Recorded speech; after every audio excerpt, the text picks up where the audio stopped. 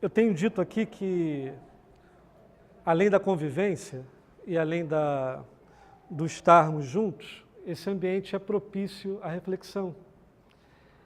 Um momento da gente tentar se aquietar e tentar extrair o maior significado do que seja a palavra de Deus para a gente. E eu queria conversar com vocês sobre isso, sobre o significado de estar aqui, da palavra. E queria orar. Pai, o Senhor já tem falado conosco. A sua voz é incessante. Por isso dá que o nosso coração se abra e acolha toda a tua revelação, Pai. E que ela nos amadureça e nos faça ter vida em teu nome, Pai. Seja assim para a tua glória. Em nome de Jesus. Amém. Amém. A gente, acostumado a se reunir, gente de igreja, está sempre acostumado a esses ambientes, né, Paulo? E o que se espera é que a gente vá amadurecendo no processo. E os estágios que nós já passamos foram muitos, certamente. Talvez tentando encontrar o sentido da vontade de Deus para cada um de nós. E até hoje, talvez, a gente tente encontrar qual é a vontade de Deus para as nossas vidas. E muito poderia se falar acerca disso, mas existe uma coisa simples que pode resumir tudo. Que a vontade de Deus para as nossas vidas é fazer de nós meninos, pessoas maduras, conscientes, capazes de discernir conforme o Espírito da verdade, daquilo que seja bom, daquilo que seja verdadeiro. E isso a gente faz no dia a dia, diante das nossas escolhas. E o que colabora com isso é o que diz no Salmo 37,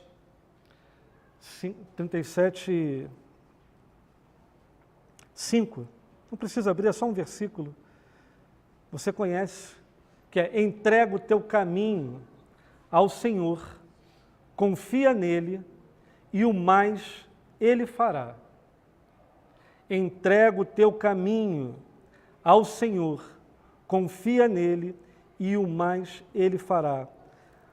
Uma versão que eu gosto muito diz assim: abra-se completamente diante do Eterno. Abra-se completamente diante do Eterno. Não esconda nada dele. E ele fará o necessário. Ele fará o que for preciso. Então a proposta é essa: entrega completamente o seu caminho ao Senhor. Essa proposta parece simples, mas ela encerra um maior desafio. Porque entregar predispõe a gente dar completamente o controle a outro. Deixar de ser nosso e passar para alguém aquilo que está sob nosso poder. E o que se espera aqui é que nós entreguemos completamente, sem reservas, o nosso caminho ao Senhor. E a proposta ainda é: confia, porque o mais Ele fará. Isso, no nosso imaginário, passou por muitas categorias, talvez por uma expressão material: eu quero muito um carro, eu quero muito uma casa própria, eu quero muito emprego. Faz parte também. Mas mais do que isso, é realinhar a nossa capacidade de ser gente, que foi perdida ao longo do tempo. A capacidade de ser esclarecido, de conciliar a vida com significado e com verdade. A gente não consegue responder a contento esse desafio por muitas coisas. E a primeira dela é porque a gente improvisa. A gente aprendeu a improvisar. A gente não consegue entregar o caminho completamente ao Senhor porque a gente gosta de ter controle. A gente quer ter controle. Talvez tenham áreas da nossa vida que a gente fica negociando, sabendo que aquilo não é aquilo, mas tudo bem, ninguém está vendo e eu também quero fingir que não vejo. E vamos em frente. e não dá conta de entregar completamente. A gente não quer abrir mão, a gente quer ter controle. E o desafio, como eu disse, é porque a gente aprendeu a improvisar. Nós somos criaturas que improvisam. Isso começou há muito tempo atrás, na queda. Numa proposição de não comer da árvore do bem e do mal, porque no dia que nós comêssemos, certamente morreríamos, optamos por estender a mão e pegar do fruto. Sabíamos que morreríamos, mas encaramos o risco de aceitar essa escolha e escolhemos a queda. E desde lá, nós viemos caindo. Caímos e continuamos caindo. E o que nos sobra na existência é a vertigem desse movimento. A gente tenta ficar de pé, mas a vertigem da queda nos encosta, nos abala, sempre se apresenta diante da gente. Sempre. Somos seres em plena queda. Por não confiar completamente, a gente resolveu improvisar. Desde quando tentamos colocar folhas de parreiras para poder cobrir a nudez, mas de lá para cá, tudo que a gente faz com a nossa vida é improvisar. E como a gente improvisa, a gente tem controle. A gente que demanda, a gente que faz, a gente que determina qual a abertura que eu vou dar, qual que eu não vou dar, até onde eu vou, como é que eu não faço, como é que eu faço. E o convite é para entregar-se completamente e confiar plenamente. Mas o improviso nos deixou viciados. A gente tem reservas. E continuamos caindo até chegar aqui, nesse momento. E qual é o nosso estado? De seres ambíguos, ambivalentes, gente dividida, gente partida, que no início carregou plenamente o potencial da eternidade, mas agora em queda, em plena queda, no improviso, tudo que a gente tem é a finitude do tempo. Aquilo que era eterno ficou agora pequenininho. E a nossa mente viciada trabalha com essa categoria de ter um tempo, de você viver sabendo que há uma finitude, há um limite. A nossa melhor experiência é tentar empacotar a eternidade nesse espaço-tempo, sendo que a gente não lida bem com isso. A gente não lida bem em saber que existe um trecho, uma trajetória e uma finitude, e o que a gente faz é suprimi-la. A gente não trabalha, a gente não integra o conceito da morte na nossa vida, na sociedade. Ela não existe. A gente lida com todas as categorias como se elas fossem eternas. Simplesmente não a integramos na nossa existência. Isso foi uma das piores coisas que nos aconteceram.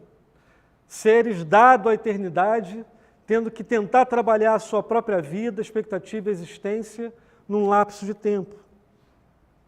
Como é que a gente lida com isso? Essa foi a nossa pior perda, a nossa queda. Por isso a gente começa a improvisar, a tentar dar jeito, a tentar fazer mecânicas, a suprimir, a reprimir, a projetar. Tudo para não poder se encarar e, em não se encarando, não entregar plenamente. Porque o que se espera é que nós entreguemos completamente o nosso caminho.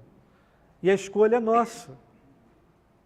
Mas qualquer um de nós que se sente nessa situação, que eu narrei há pouco, pode se sentir um representante dos seres caídos, dos seres humanos caídos. De alguma forma, nós escolhemos também pegar da fruta do conhecimento do bem e do mal. Cada um ao seu modo. Isso nos é comum pela nossa herança, pelas camadas e acumulações desde tempos imemoriais até aqui, mas também é normal no nosso cotidiano. A gente pega dessa fruta todos os dias e escolhe viver em risco, sabendo que a morte, a desconexão, o existir sem a capacidade do eterno nos habita e a gente faz supressão disso. Todos os dias. Então, se a gente ignora a morte todos os dias e tenta trabalhar e existir, viver sem pensar nisso, de fato a gente vive em risco todo dia, o dia todo. Porque a qualquer momento, qualquer coisa pode acontecer. Eu não sei se eu vou chegar em casa hoje. O pessoal do World Trade Center achou que ia trabalhar no dia seguinte. De fato, a gente não tem controle nenhum, mas a gente ignora isso e tenta viver dessa forma. Num risco enorme, mas mesmo assim, mesmo sabendo que se nós comêssemos, certamente morreríamos, a gente optou por pegar. A gente opta por ir nessa direção quando a gente não entrega plenamente. Porque não entregar plenamente o caminho ao Senhor significa viver conforme sua própria noção de tempo, espaço, critérios de julgamento. Então você toma a decisão. É você que escolhe. E o hábito de viver improvisando nos habita. E o convite, de fato, é para sair desse lugar. Porque esse é o nosso estado, de seres caídos, ambivalentes, seres que optaram por consumir o fruto e por causa disso caímos, tentando ficar de pé conforme a nossa própria justiça, conforme nossas próprias categorias, tentando fazer supressão. Eu lembrei de uma coisa aqui agora, que quando eu era criancinha, eu ficava apavorado com a ideia dos meus pais morrerem. Aí eu ia para a escola assim, caraca, meu pai vai morrer? Aí eu falava assim, não vai morrer não. Aí eu tinha uma mania que eu tinha que falar 4 vezes. Eu não vai morrer não, não vai morrer não, vai morrer não, vai morrer não. Aí aquilo me dava um alívio assim de algumas semanas. Aí quando a ideia me habitava de novo, nossa, meu pai e minha mãe vão morrer. Não, vai morrer não, vai morrer não, vai morrer não, vai morrer não. E aquilo, sabe, me dava mais um espaço de dias. É assim que a gente faz. A gente cria soluções e não encara a verdade. Não encara a nossa realidade. Não encara o que nos faz bem ou mal e caminha conforme a nossa própria apreensão daquilo que a gente faz, daquilo que a gente julga que é certo ou errado. Esse é o nosso estado, essa é a nossa condição. A gente se entregou cegamente a uma fruta. E eu não estou falando aqui de uma fruta em si, mas a gente se entregou friamente a uma opção que foi dita que era errada, que nós morreríamos, que traria desconexão, que traria desalinhamento, que traria uma possibilidade de existir em total vertigem na existência. Mas nós fomos nessa direção. E o que nos salva disso, de fato, é conhecer a face de Deus em Cristo Jesus. A solução está aí, Ele chama todo mundo para a vida no nome dEle. Ele chama todo mundo para conhecê-lo plenamente, para aprender com Ele, para ouvir os ensinamentos dEle. E é porque a gente foge da morte que eventualmente a gente se encontra com a face da vida. E nós aqui, possivelmente gente acostumada à palavra e às tradições da cristandade, a gente se encontrou com Jesus. Crendo que Ele era o caminho, a verdade e a vida. A gente fala, a gente repete, mas a gente não se entrega completamente. Não se entrega. Porque se entregar completamente é equivalente a comer o fruto e se largar na morte, sendo que aqui para a vida. Quando a gente pegou do fruto, a gente não quis saber como é que seria, morreria, mas encarou a opção. O mesmo deveria ser verdadeiro. Abraçá-lo e se abandonar nele, completamente, sem justiça própria, sem autojustificação, sem mecanismos de defesa e controle. não nos entregamos à morte plenamente, agora nos entreguemos à vida plenamente. Esse é o convite. Entregar o caminho ao Senhor plenamente. Ter vida no nome dEle. E aí a gente se aproxima da cruz, se identifica com Jesus e diz acreditar em Jesus. A gente fala que acredita, mas vai levar um tempo até entender que esse acreditar tem que se transformar em crer, em confiança plena, até você ter o status de total abandono nele. Você precisa se abandonar completamente nele. E se abandona completamente nele, quem não tem mais caminho nenhum a fazer de justificação, de autojustiça ou de justiça própria. O convite é para se abandonar, cortar todas as cordas de justiças que te seguram, ou mecanismos de defesa, e se largar nele plenamente. É só aí, nesse lugar, que a gente começa a se entregar plenamente.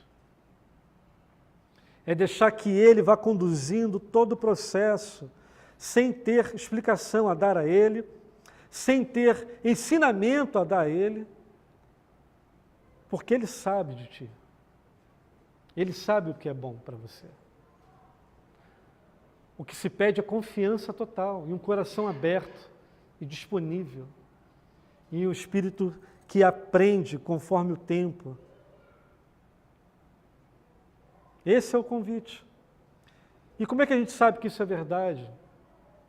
Jesus fala em João 7. Se você quer saber se isso é verdade, faz conforme o ensinamento de Deus. Crê em Deus, faça conforme Ele está dizendo e você vai saber que é verdade.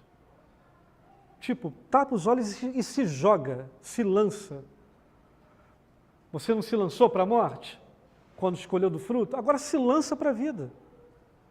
Confia. Porque se não for assim, o que existe são emulações da existência. A gente vive com essas categorias loucas de não vai morrer, não vai morrer, não vai morrer, não vai morrer, e está tudo certo. E não quer se encarar. Não quer permitir que o Espírito venha à vida. E o convite é esse, de vir à vida. É só quando a gente começa esse processo de queda em direção a Ele, completamente abandonado nele, que a coisa começa a acontecer.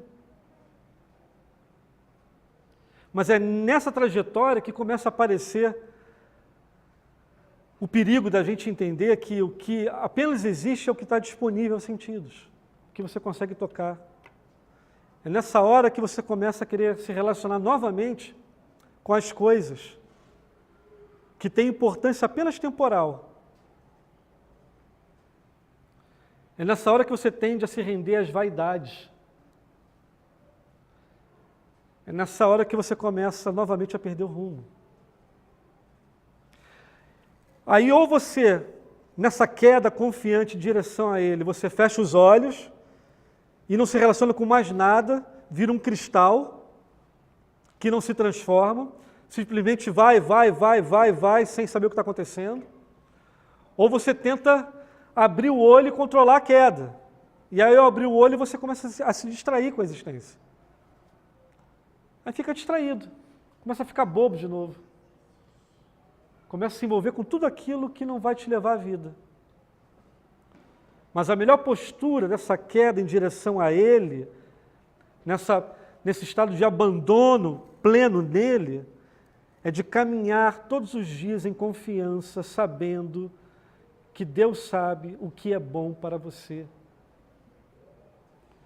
Se permitir que teu espírito se abra e que sua mente seja renovada diariamente nele.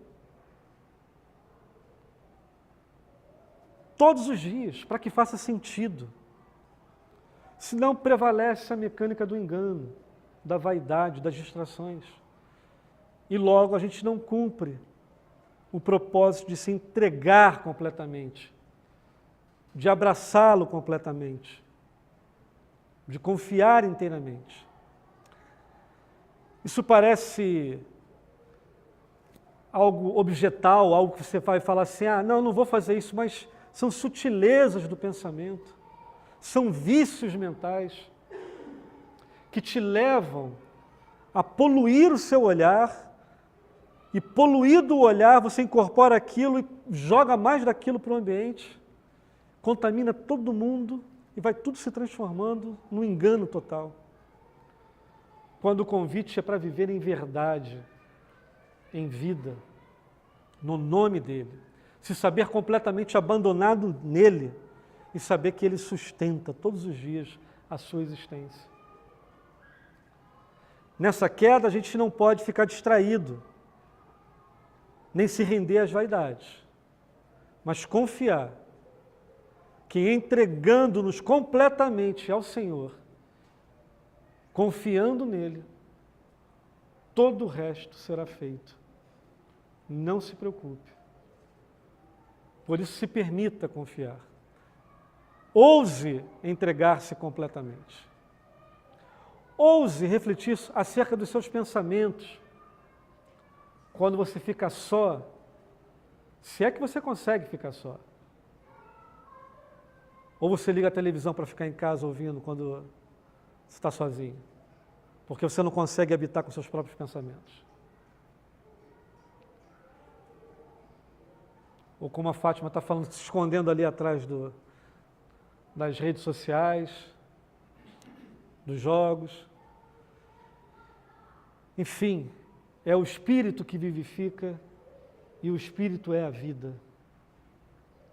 Isso é eterno. A atenção deveria estar focada nessa dimensão. Mas no nosso condicionamento do improviso, a gente esquece isso e tenta viver ignorando os fatos que nos cercam. E como a gente ignora, a gente não se entrega. E não se entregando, a gente não confia. E não confiando, fica pendente. Então o convite, queridos, é a entregar-se completamente nele, sem reservas. Confiar. Todo o resto, ele sabe o que fazer. Ele sabe o que fazer. O convite hoje é para a escolha de um novo fruto, para comer de uma nova árvore. O convite de Jesus é para comer do seu sangue, comer da sua carne e beber do seu sangue. Ele fala, quem não comer da minha carne e não beber do meu sangue, não tem vida em si mesmo. É um novo fruto, mas agora da árvore da vida. O convite é para se alimentar da carne, do sangue e do Espírito, para que tenhamos vida no nome dele. Escolhamos hoje esse fruto, o fruto da vida, da verdade, para que a gente viva plenamente conforme a vontade do Senhor. Todo o resto, ele vai dar conta. Vamos ficar de pé e vamos orar.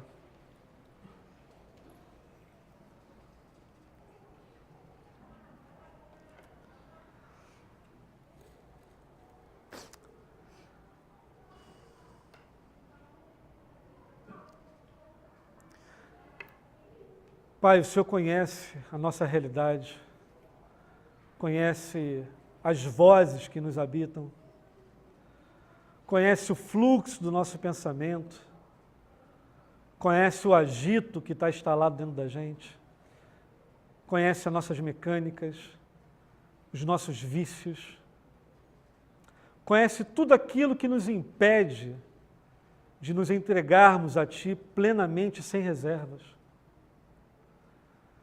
Pai, que pela Tua graça, toda e qualquer resistência caia por terra, Pai.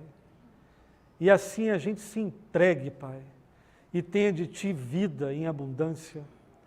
Que Teu Espírito nos conduza e nos ensine todos os dias os modos de confiança e de abraçar a Ti e de se abandonar em Ti, Pai.